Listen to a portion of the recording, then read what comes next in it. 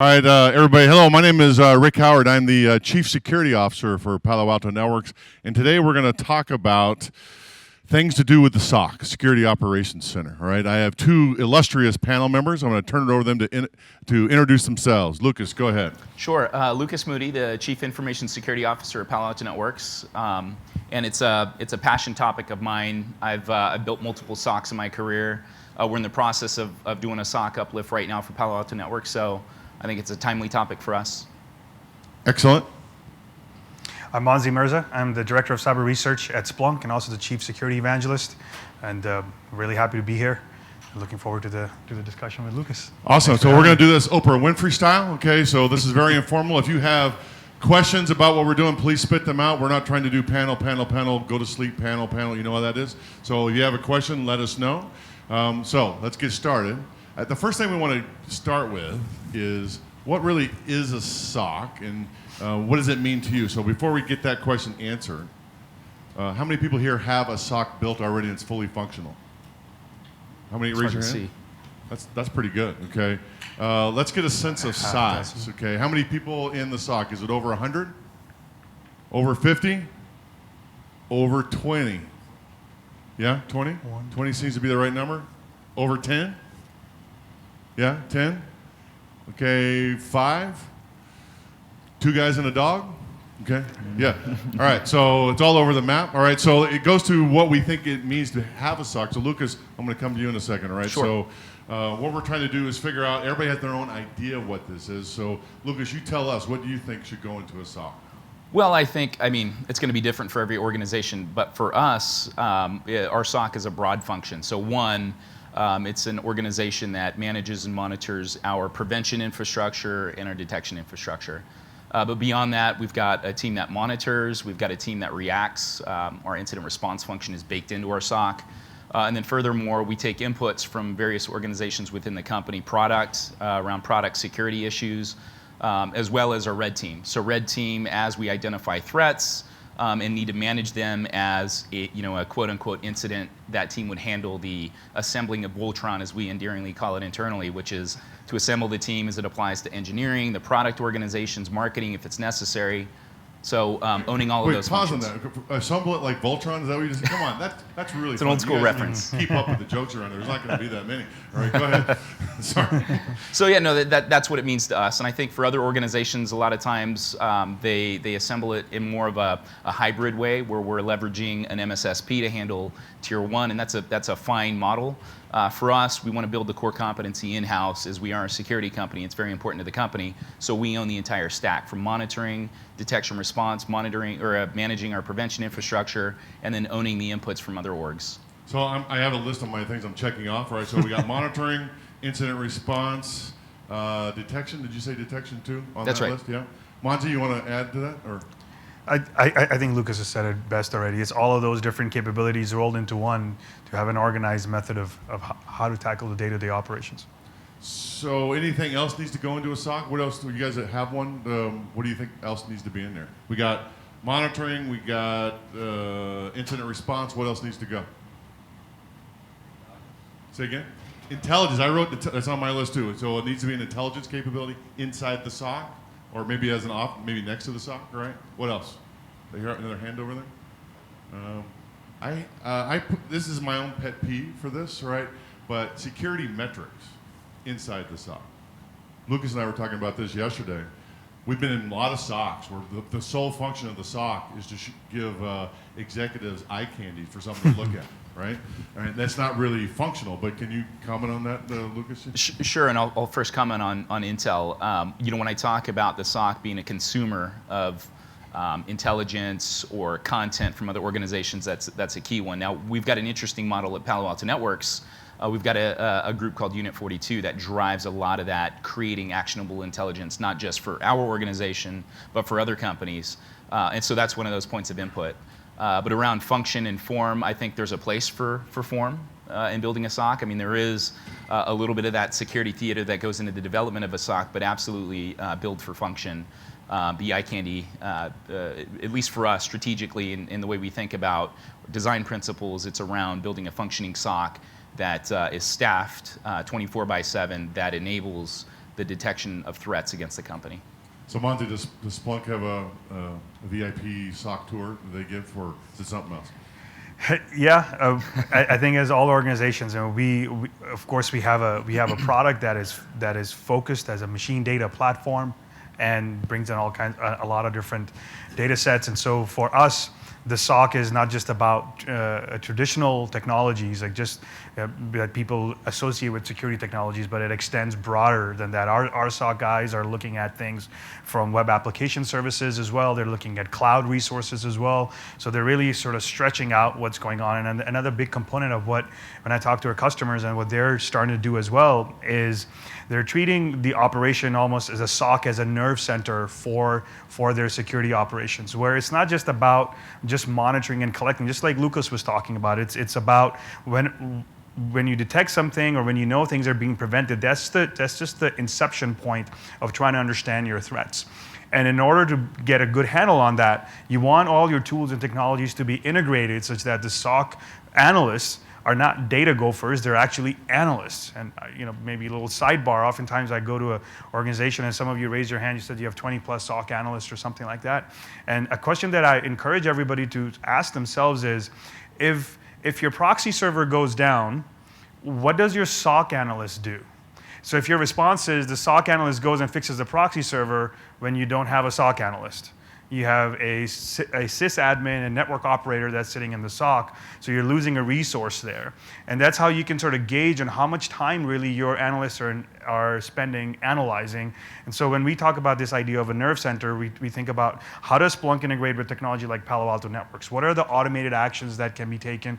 What are the things that are codified? And that's one of the big components of when we talk about intelligence and actionable intelligence. How is it that when I talk to customers, they're subscribing to 10, 15 different intel sources. So how do you aggregate that, deduplicate that? How do you action that? How do you apply weights to it so that when you know if something is coming from Palo Alto and you really and you trust that source, you want to action that immediately. Whereas if it's some open source thing and you don't want to action that immediately, how do you integrate that and automate that so your analysts are actually analyzing? So Monty brings us up interesting. Here's a question to the crowd. We're talking about SOCs, but how many people are aligning are putting the SOC and the NOC and the physical security group and the intel group all in the same place? Okay. Anybody not doing that? Is there a reason? Okay, so we got half the room, half the people that are doing this say yes, half the people say no. We should talk about why and why not. Why would you not do that kind of thing? Because what Monty was saying is we don't want to roll out your SOC analyst to go fix the router or whatever it is. So tell me what your thought process is there.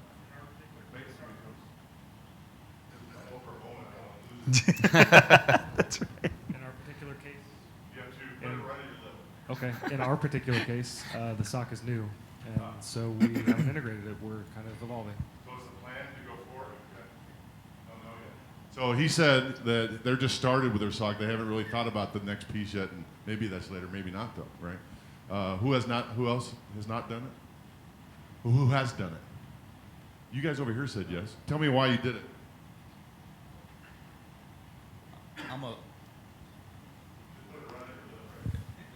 You gotta get close. Get real personal with it.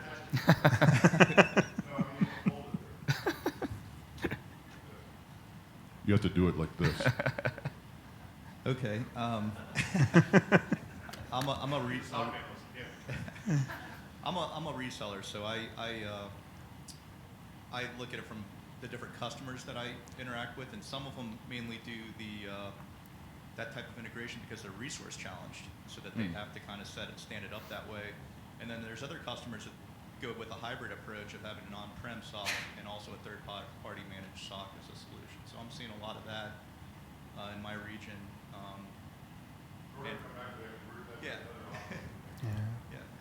Yeah, and maybe Rick, if I can comment real quickly.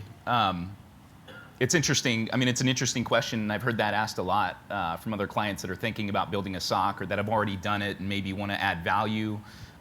For us, we're looking at bringing all three together, and it goes back to Monzy's point from earlier, which is you want to draw a line between problem management and threat management, or problem management and security event monitoring. And you want to make sure that you've got the right resources tagged to the right level of work. And so that said, there's a lot of work that comes out of problem management that leads to downstream threat management. So bringing the three together, or at least the two, in this case NOC and SOC, have a lot of the network effect on one another. You've got SOC that can support problem management. You've got network operations that can support the work around security event monitoring and management. So I think there's a value add there. And when we investigate cases that have a natural play into physical security, there's that natural synergy there too. So for us, we're really talking about bringing all three together, and that's not to say that they have to show up in the same physical space necessarily, although I think there's a case to be made for that, but in close proximity to one another. Yeah, I think you said that you're right. We don't want the security people to do the network operations stuff, but it would be handy if they each knew what everyone was doing. So and not have to wait for the email trail that showed up 5 days later, okay, or maybe not even showing up, right? So I think there's a huge value to be in the room together, okay. But I've seen other places where they say absolutely not. We need to keep them completely separate, and they're adamant about that because they don't want any crosstalk because of the politics there. Seen that? Monzy? One of the things that I'm seeing that customers are starting to do, the root of it is transparency, where you may have operators, because when you look at data, right? I mean, take a Palo Alto firewall event as an example. Who does that event belong to? It may be a threat event or a traffic event. Who should be what group of people should be looking at that? If it's a traffic event, maybe the application services guys need to look at it so that they can determine that the app is running properly, or if maybe the security guys should be looking at it because it's an odd port, or you're communicating with an organization outside of your policy controls, and then maybe that communication should not be happening, or maybe that traffic is associated with a wildfire event, right? So there could be any number of people that are interested. The network operators could be interested as why is this traffic traversing, or why do I have retransmits, or why are these byte sizes so small for this particular event? So the point is that it's one Palo Alto Networks event from a Palo Alto Network firewall, and lots of different people have a stake in understanding that properly. And that ties back to what Lucas was talking about earlier, is to say we have security guys who are interested in that SOC, but as more people are able to put their eye on that event, you can prevent the trail of emails. You can say, instead of anecdotally talking about, oh, I can't show you this, or I can't tell you about that super awesome router thing that I have, you can all look at the same sheet of music and understand what's going on. And I think when we talk about integrating technologies, and we talk about getting the most out of your investment in a SOC or your investment in technology as an organization, I think those are the kinds of synergies that are important to see. And so we talk about, when we think about SOCs, we talk about IR tools and other types of ticketing systems and so on. We need an orchestration system as well at the same time, so that you can look at all these different things, including physical access and things like that. And if I can hijack the point for just one more thing, I think the other piece of it is, with respect to physical security and other things, is what I encourage a lot of customers to think about, and what they are sharing with themselves, is maybe you resonate with this, is there is this concept of maturity in security operations. It's not just you sort of drop a box in and walk away and everybody keeps doing the same thing. The threats are evolving all the time, and the security operations also has to evolve all the time. And the other component of that is your biggest and most expensive resource in a security operation is the human analyst, whether that's through turnover, whether that's through just the fact that there's over 200,000 jobs in the US alone for security. So how do you sustain that critical mass? And the only way that you can really do it is you have technologies that are integrated, that they can communicate with each other, and your analysts can do analysis work and not worry about having all these different silos within your organization. Automate it is what we're saying. To automate as much as you can, right? Right. And I think there's a second part in there, which is, as you think about the work that your analyst should be doing, you've got to build behind the concept of prevention, right? And we talk about this as a company with Palo Alto Networks all the time, but the way we get scale with our security operations team is by narrowing attack surface, by doing everything we can to prevent. And that's through north-south filtering, through aggressive network segmentation, everything that we can to really narrow the the incidents or events that finally make the analyst eyeball, such that they're working on quality stuff, and that quality translates into a really aggressive job opportunity for them, and opportunities for them to really grow within that space. So can I tell you about the best SOC I've ever been in? Can I tell a war story? Okay, I was in the Army for a number of years, and I ran the Army CERT, and the Army CERT SOC. We didn't know, this is back when the internet was started, so it was just strings and cans, and there really wasn't an internet then, right? So we didn't even know what a SOC was. We call it the Army's Information Dominance Center. That's what it was. How about that for a name, okay? Right, and we hired a GS employee to go build it and design it for us, right? And we just told him, listen, we know we're going to bring a lot of VIPs in here and give them a lot of eye candy, so they give us money, right? So we don't want it to look like Dilbert City, so build us something cool looking. So guess what he was? A Star Trek fan, right? So he flies out to Paramount Studios in California and says, we want to build the bridge of the USS Enterprise, okay, for our U.S. Army Information Dominance Center, right? And they said, no, you can't do that because it's copyrighted, but we'll give you the designer who did it for us. So we had the bridge of the Starship Enterprise and the Army Information Dominance Center. So what does that mean? Giant screen in the front, captain's chair that I got to sit in every day, awesome, okay? Raised platform behind me where Worf used to stand, right? And behind him was a conference room with doors, sliding doors, and I swear I'm not making this up. We put the sound effect in when they opened, they went psh, like that. It was awesome to work there, okay?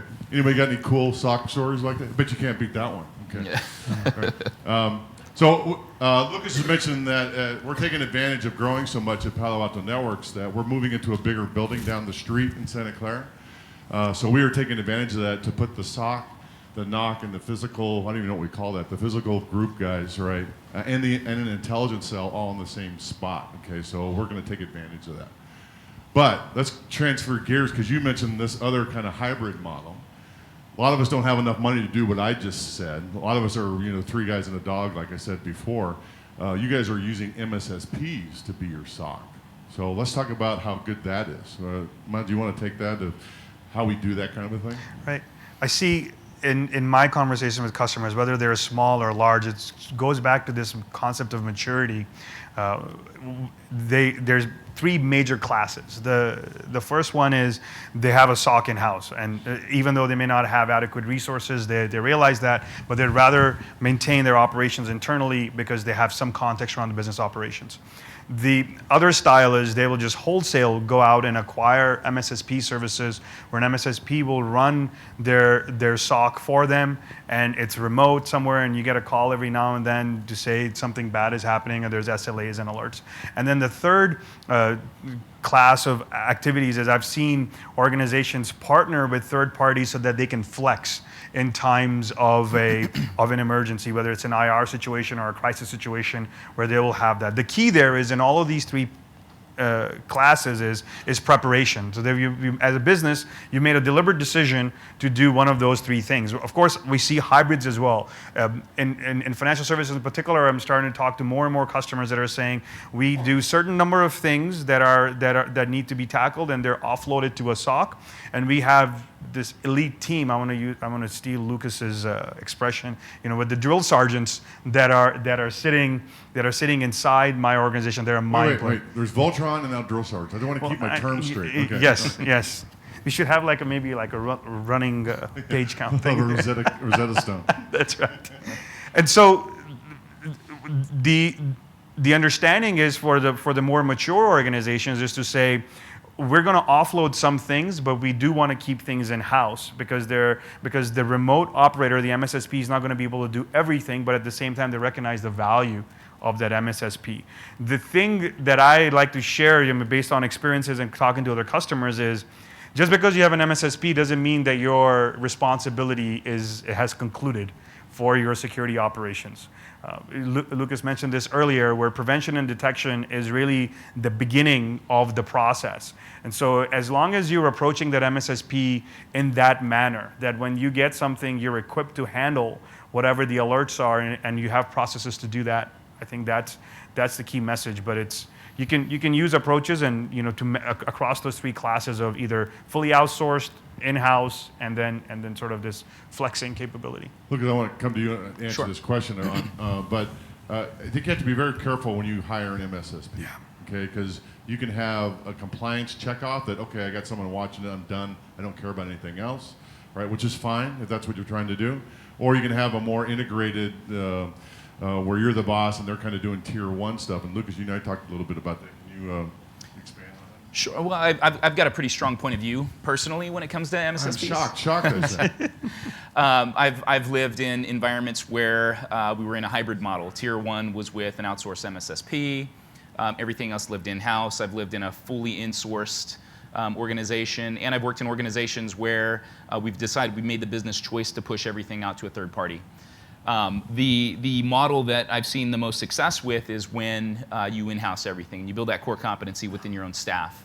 And I realize that's not an option for everyone, but the challenge with MSSP that I've seen is MSSPs really, business models are such that they get the most bang for buck and they're able to scale best when they're solving for kind of that one size fits all.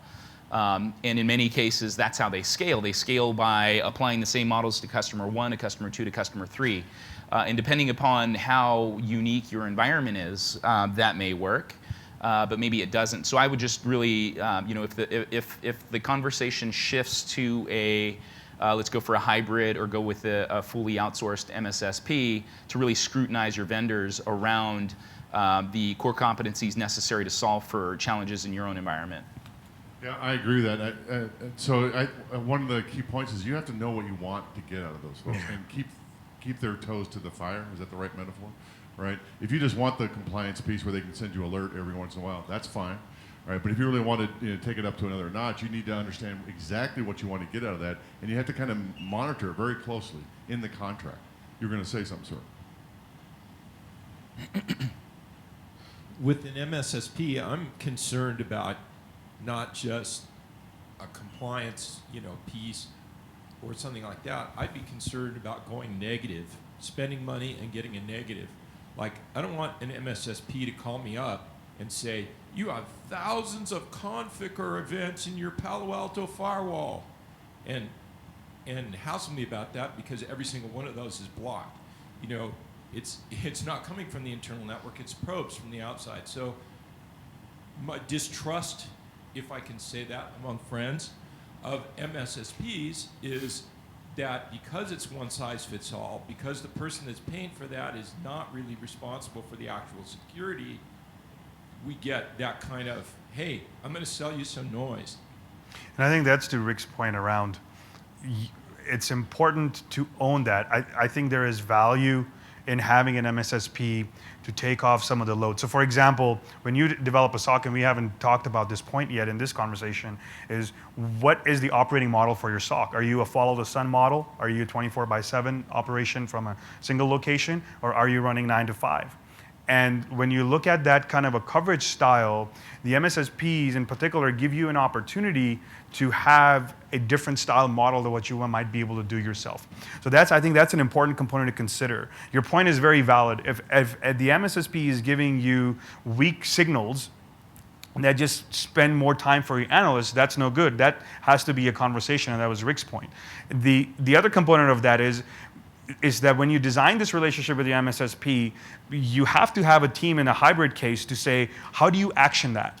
And how do you prioritize and triage that very quickly? And how do you build that loop? And I think that's where some of this integration concepts that we talked about earlier, and this idea of having a nerve center, just like if your firewall team is talking to the same guys as your security operations and looking at that same sheet of music, if you can do that with your MSSP as well, then that accelerates the process. That makes it easy, that makes validation easy, and that helps you achieve your goal and mission.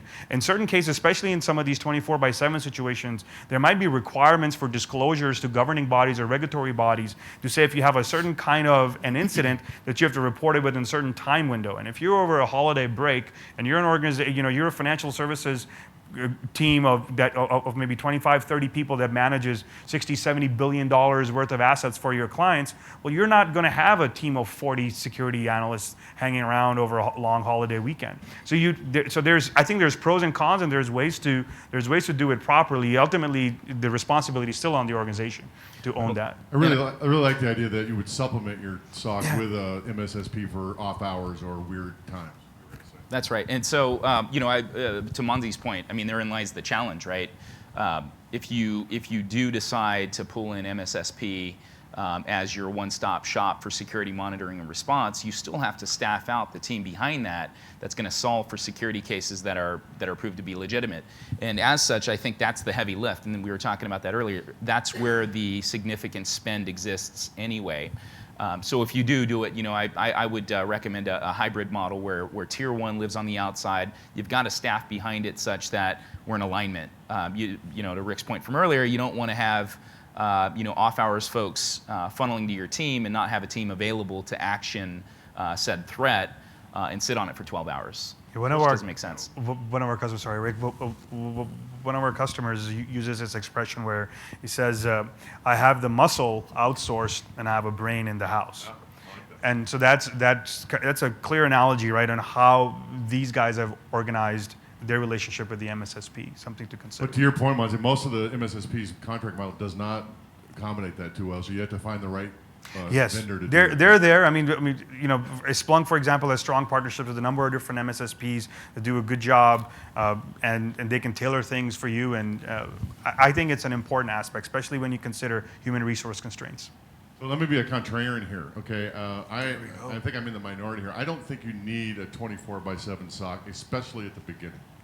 If you have nothing going on and you're trying to set up a SOC, worrying about 24/7, that could destroy the whole thing because it gets really expensive. Now your staff has to go from 3 guys and a dog to 10 people to accommodate all that, all right? And if you have nothing in place right now, you're probably going to do fine with a 9-to-5 SOC until you realize you need to have more.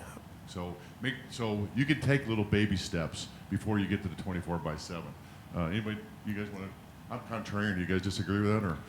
No, I actually agree with that. It's a very mature way to approach the problem. It's around where are you as an organization today and where do you want to go? And if that means that you're going to slowly build up to a certain level of competency within your capability model, then that's the thing that you want to be focused at. Because if you try to do too much, there's high risk, there's a risk of failure, there's technologies that are coming in that you're trying to integrate, your staff is not trained up to utilize all these different technologies, and so you're trying to fight on too many fronts all at once. And so when you're trying to do this slowly and have a vision of where you want to head to, and I think a lot of organizations, and I know Palo Alto Networks has a professional services team that is well versed in these types of things. Splunk has a professional services team that does this kind of stand up a SOC kinds of services for our customers. And so a lot of organizations have that. And so that's something that I would suggest that you take advantage of, regardless of what you're thinking. Even if you think your SOC is just absolutely awesome, it's always good to get someone, a third set of eyes on the problem and say, what is the world seeing? Where should we go? Because if it could be everything from do this new thing to trim down this other stuff because you have overlapping technologies, or you can get rid of something and streamline your operations, make the life easier for your analyst. All right, so let's get real fast for a second. In a 24/7 SOC, in my experience, and I've done a lot of these things, right? I know we all say we're going to hire the high-end analyst and it's going to be fully functional, fully operational, high operational tempo, 24/7. You know what really happens? The night shift is the tier -3 guy, okay? And there's nothing going on and there's no leadership in there, so he's basically keeping the lights on and making sure no fires start, okay?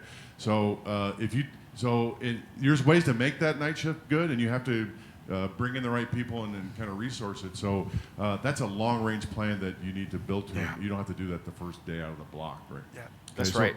All right, so that goes to, let's talk about skill sets, okay? What kind of skill sets? What are you trying to do inside the SOC, and what kind of skills do you need? We talked about monitoring. We talked about intelligence. We talked about analyzing data. Lucas, what do you think? Well, I think that's right. I think you nailed it. I think it's more, though, than just skill set. I think skill set's really important. It's kind of table stakes for staffing a SOC. Having a sysadmin background, I think, is really helpful. Good knowledge of the operating system stacks that you guys leverage in your own environment is really helpful. Folks that understand malware and malware threats, particularly if your SOC is equipped to handle those types of cases, you need to staff that type of core competency. But beyond that, I think there's a certain mindset and a certain characteristic that you need to have to be really successful in a security operations center. And I've seen folks that are really good technically, but can't really drive change within the environments that they're working within.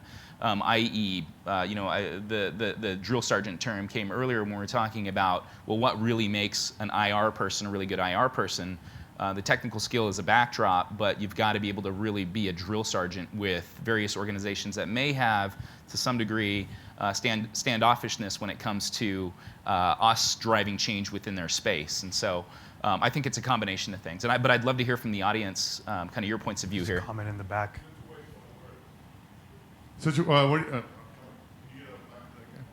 What do you mean by situational? That's a skill set they need to have? Given the context, of your environment and your knowledge of the environment, putting those things together to develop situational awareness. Maybe it's not a skill, but it's something that's required if you're going to be a SOC analyst. So the analyst has to understand the environment you're operating in, plus has to understand how adversaries behave. Bring all those other skills to bear. Yeah. No, I totally agree with that. Yeah, you guys agree with that? Absolutely. Yeah. What I'm starting to see too, because of the complexity of some of these environments, some of the customers that I interact with are starting to compartmentalize, not necessarily like building walls, but creating areas of focus even within the SOC operation. So they have teams that are specifically focused on vulnerability management or threat from a threat management point of view. There are teams that are focused specifically on incident response as the tip of the spear for IR. They have, and one organization that I talked to is now starting to have a security data science team. It's a small team, 2 or 3 people in that team, but they're starting to experiment with how do they detect anomalies and so on and leverage the tools that they already have in place. So there is that. The reason why they're able to do that is because they don't have to worry about the mundane, and their team does not focus on brute force login attempt on blah blah blah. They just don't pay attention to any of that stuff. They have other technical controls within the environment to manage that. For example, for that particular one, they use multi-factor authentication, so they say brute forcing is not an issue here. Like, good luck if you want to brute force something. I have the perfect fantasy career path for a SOC analyst. You ready for this? Let's hear it. I never get this person, okay, but this is who I want. Someone who started out on the help desk and did that for a while, moved on to network management, okay, moved on to managing the firewall or the intrusion detection system or some other security control, maybe multiple of those things, and then that person, bring her into the SOC, okay, because she understands how the whole thing puts together. And when something weird happens, she goes, I know that's going on, I know what to do about it, right? I never see that person though, okay? People I see sending me resumes, they like to go get their CISSP and get a couple of certifications and think they're SOC analysts, okay? And they're not really SOC analysts. So I have the perfect interview question that I'm going to share with you, all right? After you go through the interview and you go through the resume and you're at the end of the conversation, ask her what she's running at her house. If she's not running a Linux box that she built by herself and understands how to do that, she is not smart enough to be in the SOC, right? So that's my perfect interview question, right? What do you guys think? I don't know if I think that's a perfect interview question, but give me a bone. Give me a bone. I will throw you a bone, though. I think it comes back down to hiring practice, right? We've got you're obviously trying to staff multiple skill sets within the SOC. It's not very often you get every skill set in one person. It's important that you diversify the available skill set within the team so that they complement one another. Particularly if you've got, if you're privileged enough to have everybody in one place, so that they can kind of have that network effect on one another. But to Rick's point, we look for folks that don't necessarily have a SOC background. I don't think that necessarily translates into success in the space. We look for, I love folks that have, to Rick's point, network operations experience. Previous duty managers, technical duty officers are a great play to handle that, that drill sergeant aspect. But we're also looking for folks, we talked about this earlier, that have experience with different operating systems, that have network experience, that are malware analysts to complement the team and so on. I think I've been a drill sergeant and know how to put a Voltron toy together. That's I just right. want to get that straight. Good combo. Yeah. I think there's 2 sides to that coin as well. All too often, organizations want to hire the perfect analyst. To Lucas's point, this is this is a team sport. It's like a football team. You're going to have a quarterback and a middle linebacker and a defensive back, and you're going to have all of those different capabilities. So the first thing to recognize is what capability is it that you're hiring for, so that you can get this person to be useful immediately. They can get a win. It sucks to work in a SOC. It's terrible, right? Because you're constantly fighting for stuff, and you find something, you escalate up the food chain, and somebody comes back and says not important, and you go, what do you mean it's not important? Like, this is bad. And then, no, it's not. It's not business relevant. It's not important. So it's despite all those skill sets. So I like to in my past life, when I was actually on the floor and doing things, we used to break it down into 3 components, and this is true for the analysts themselves, and this is also true for the management team. So you want to consider these 3 things. First is the skills maintenance for this particular analyst. So when they come in, whether they have a Linux administrator background or whether they're a web front-end developer and they understand application development tactics, is whatever that skill is that they're passionate about that got them there, they got to be able to maintain that. So that's skills maintenance. The second component is they have to have a desire, so curiosity, to have new skills acquisition. So if they're a system administrator, maybe they want to learn how to write code in Python. If they're a Python dev person, maybe they want to understand a little bit how about RE works or how networking works. And then the third one is, the gentleman in the back pointed out, is situational awareness. It doesn't necessarily mean just the situational awareness of the organization that you're in, but situational awareness of what's happening in the landscape overall. They want to know. I got a little hair up in my back of my neck when the gentleman mentioned configure. It's like, man, that's been a while. And so it's that notion of knowing that there is something that's called heartbleed. It's knowing that there's something. They may not be an expert. They may not be able to describe what stage fright is, but they have some sense that something is going on. So that's a situational awareness piece. So what that means for the management squadron then is it is the management responsibility to give the analyst time for skills maintenance, for new skill acquisition, for situational awareness. So they're not just a triage jockey that's just constantly looking at alerts and responding to them, because as they have this ability, they can do better for the organization. And it's one of those things where you almost have to slow down a little bit to move faster.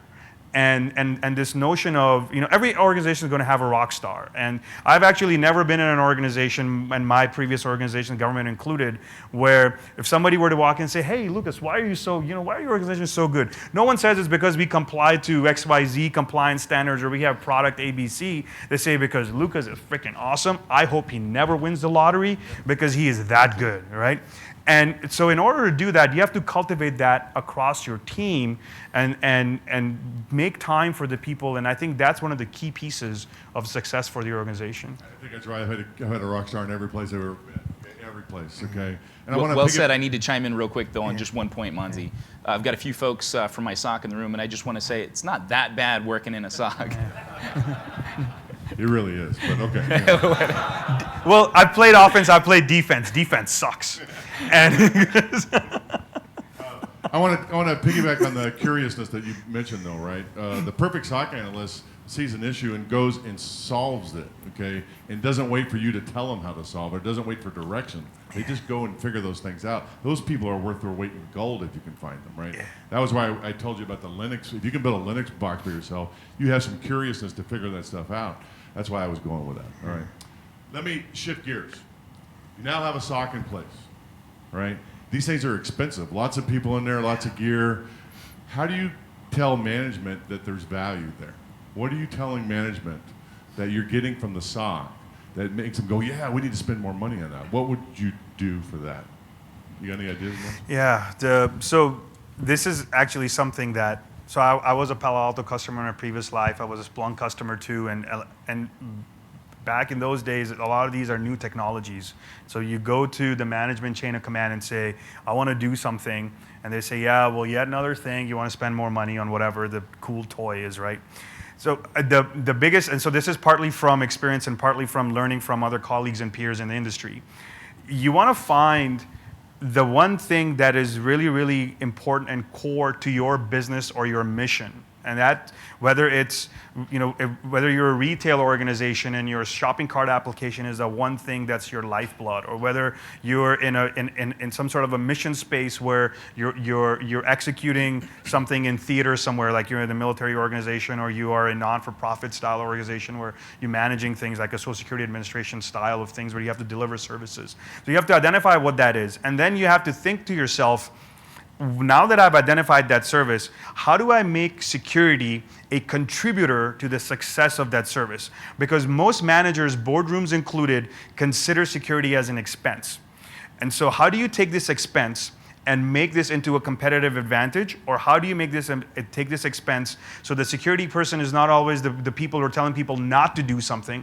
They're sharing with people how to do something better and how to serve it. And so one way to get more funding and more revenue is to make it business relevant. So what's the one specific thing that you could do to make it relevant? Your CIO office at any given point in time has any N number of initiatives that are constantly going on to improve whatever it is that you do at work or whatever your organization is. Go latch on to that initiative and make security a contributor such that that has two big advantages. One, when this new initiative rolls out, let's say it's a new way of file sharing or whatever it is, right? You will understand exactly who the vendor is, what the criteria is, how the interaction happens. At the same time, you're plugged in. You're going to get those events. You're going to get to know what the API capabilities are. You're going to know how to map that, so by the time it gets resolved or by the time it gets deployed, the security team's already plugged in and they understand what's going on. Helps you, helps your organization. Everybody wins. And if you then want to go out and buy a solution in order to do that, in order to serve that initiative, no one's going to ask a question because CIO's already sold it to the board. I think that's an excellent observation, because the CIO's job is to innovate for the company, to make it grow faster, to make it be more efficient, all those things, right? If you can get yourself inserted into the place where he's innovating or when she's innovating and say, here's how we're going to secure that really great idea that you have, and give feedback to them and to the board that you're providing that service, that's one way you can show value. Lucas, you had experience? Yeah, I couldn't have said it better myself. I mean, where I was going to take it is, obviously companies, in order to be successful, you've got to focus on the critical few, whether it's the critical few products, whether it's the critical few services, whatever that is, you've got to align with what those offerings are. And that's how I think a SOC becomes successful, because you've got to scale out, and that level of scale is something that's not sustainable if you're going out and trying to defend every nook and cranny of the company. So focusing in on and aligning with business objectives is really, I think, what resonates with board level and the executive level. Now, that's not to say that that you lose sight on these other areas of execution, but you do have to align with the business. Yeah. I had one of my this was almost 10 years ago, I learned an important lesson from a colleague in another government organization. So this organization wanted to automatically block email attachments. So you can imagine. Because that's going to make the business flow. Exactly, right? And the reason was, it makes sense, right? What's the number one attack vector for executable malware? It's like it's either email or web drive-bys. Those are the two main methods, right? And Palo Alto Networks does an amazing job of tackling those things now. In those days, Palo Alto Networks wasn't around. And so they wanted to do this. So they realized very quickly, even though technologically they had all these homebrewed solutions to execute this process, they were getting a lot of pushback. So one of the mail admins came up with this idea. Every week, this mail admin would collate all the different attachments that for each individual mailbox owner. So, Monzy at Splunk.com would get an email from the mailbox owner that would, from the sysadmin that said, this week I blocked X number of attachments for you. They were related to XYZ number of things in the wild. And here's a news article for one that did get compromised. So all of a sudden, as a consumer of that, so now the security team becomes a service provider to me. It's like, dude, these guys are saving my butt. And so I think there's little things like that. So what's the root there? The root is transparency. Security operations is not saying we're security, we're awesome, we're sexy, you guys don't understand anything about computing. Wait, we do say the first three things. Yeah. Okay. And I think it's okay to say that as long as it follows up with, and this is what we do for you, right? And this is how, and I think that's how you build the connectivity and relevance within the organization, so that when you are rolling something out, you have the security operations has a relevance, has a trust basis, and people understand with the transparency what is the actual value that they get out of it, instead of just hearing we blocked this or we dropped that or no, you can't do this thing. So we're running out of time. You guys, if you have some questions, think about what they are. I'm going to come back to you in a second. But Lucas, any forward thoughts about how we're going to develop the SOC? Anything that you came to mind to say, hey, I didn't thought about that, but since I'm doing it brand new, is there something that popped up in your mind? Well, yeah, I think there's a couple things I can share. One, I think security organizations, or at least in my experience, have been, despite the fact that they're all under one CISO, that they all have the same kind of general mission, I feel like there's been a lot of teams living in silos within security, right? And we haven't really taken advantage of the fact that you've got skill sets that combine to get you more than the sum of its parts. And we're trying to do the same thing with SOC. And so baking into this SOC the core competencies around red team, attack and defend, what we call attack and defend, with what a lot of organizations call red team, blue team, we're baking that into the SOC. So events that we're staging against our own company, against our own product, against our marketing assets and things like that, are all done with the SOC in the room. So they've got full context as to the attack that's occurring. And an argument can be made that that would kind of defeat the purpose of the defend side. But I think it brings a lot of value to the team in a couple of ways. One, you've got a real-time view into what's happening to understand whether or not the technology serves to support in incident management if this were a real attack. But everybody also learns from that to make the next iteration better. So, Rick talked about the combining physical security with problem management teams like the NOC and the Security Operations Center.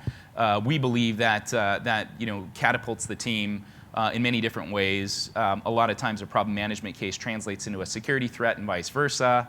And having that early view really gets you to those SLAs that we all commit to around time to respond, time to remediate, and so on. So I think that taking advantage of the various skill sets that live within a larger security organization is really important, and that should live within the ecosystem of your SOC.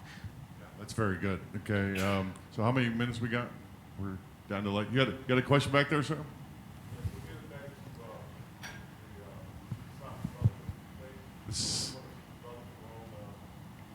Within your Can you organization. start over? I missed the first part. Getting back to the discussion about developing your own SOC within your organization, I think where a lot of companies fall short is like a process framework. You think about developing a SOC, but then you don't have a framework for success because you don't understand processes, communication between different organizations in your company, things like that. I think the SOC really needs to be ingrained in all of that. It needs to be able to communicate with the different organizations, not just a security organization. I think that's a really valid point. You have to communicate what you know and show value, right? So as a skill, we were talking about skill sets and putting your own Linux box together, really, but it's really about you have to be able to write to the right audience. Say, here's the thing we found that's valuable to you, right? Is that what you're saying? Yeah. Yeah, that's really good. I think the key takeaway too in that context from this conversation as a whole is your SOC is really it has to be a nerve center.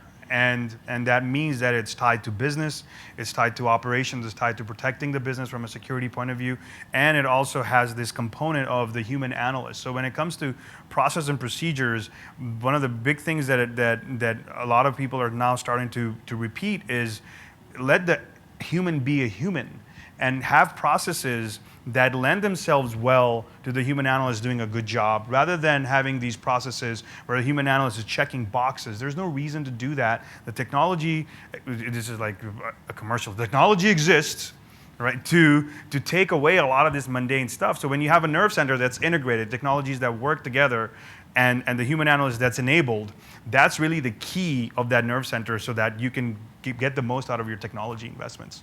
Excellent. Yes, sir. Hey, I'm going to wrap you guys up and have something, the last takeaway, so get ready for that. Yeah. I have one quick question. Wait a second. You got to do open. Run, Forrest. From the SOC perspective, I'm just kind of curious on larger organizations on how you define critical assets for your SOC to be effective, right? I'm just kind of curious on your techniques and how you did that. We'll take it first. Sure. There's a couple of ways. So the first way to do it is if you're completely blind. Let's say you have absolutely no place to start to say what's a critical asset. The place that I would say to start is is to look at basic components that your network or your operation will shut down if that asset doesn't exist. And those things can be somewhat common sense, right? If you're at a retail organization, if your web application server goes down, you're done. If you are any kind of network reliant organization, which is all of us, if your DNS server goes down, you're in trouble. If your networking, if your NTP server goes down, you're in trouble, right? So there's those kinds of ways to approach to identify what's critical. The other way to identify what's critical is a lot of organizations have compliance or regulatory requirements. And those compliance regulatory requirements are tied to specific applications or application services. So if it's an asset that required 2 or 3 signatures to acquire, or if it's a service that required 2 or 3 signatures to be deployed, that's probably a critical service. The more signatures required to deploy a service or application or asset, the higher criticality it is to your business. So that's another way to measure that, right? So you can use those 2 basic approaches, and maybe there's a hybrid in there, but that's one way that I would do it. Yep. Great question, and Rick was just alluding to final thoughts, and that's actually where I was going to take it, which is around taking a risk-based approach to launching a security operations center. We went through a very similar effort, and I'll kind of share with you what our thought process was there. But it's tough, right? You walk into a situation, you've got this business that's firing on like 16 cylinders. Where do I want to put my effort? Where are the low-hanging fruit? Where do I focus on in the next 6 months, 12 months, and then 3 years?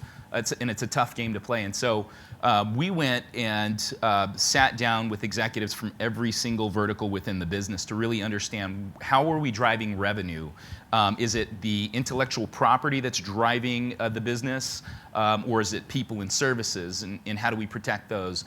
Identification of assets, the controls that exist to protect those assets, the layer of controls that we have out in front of them. It sounds like I'm going through a risk management workshop, but I mean, that's really the approach that we took to security operations as well. Where do we need visibility that we don't have it? Where do we need additional logs that would then augment what we're trying to do from a threat management standpoint? And focus on the critical few. If it's 3, if you've got the capacity to focus on 3, focus on those 3 and make sure that you leave some resourcing behind that to enable any downstream work that you may need to get into ad hoc should the proverbial crap hit the fan. Excellent. Monzy, last statements? I think we've talked about all these good points. The key is essentially security serves the business of the mission. That's the purpose of security. So whether you are a shop that takes a risk-based approach or you're a shop that's going to take more of an analytical threat-based approach, is to understand what profile you're in and build your operation to that. And as you build that, the key factor that you have to focus on is this security operation has to be built like a nerve center. It can't be a silo, it has to be integrated, and you have to focus on the human analyst in order to get the most value out of it. Process and procedure is really important, but at the end of the day, the human being is the one that's going to save the day, and you have to ensure that that human being is enabled so that with a nerve center that allows everything to be connected and serves that one particular individual to serve the business. Excellent. So learning points for me today, SOC can be lots of different things. It can be an in-house, it can be an out-house, it can be a hybrid. Okay, you can have a big staff, you can have a small staff, but you need to define what you want to make that happen, right? And I learned a couple of new things today about Voltron and sergeants and things, so fantastic. I hope you learned something too. Can you give these guys a hand? I thought they did a great job. Thank you. And we'll see you at lunch.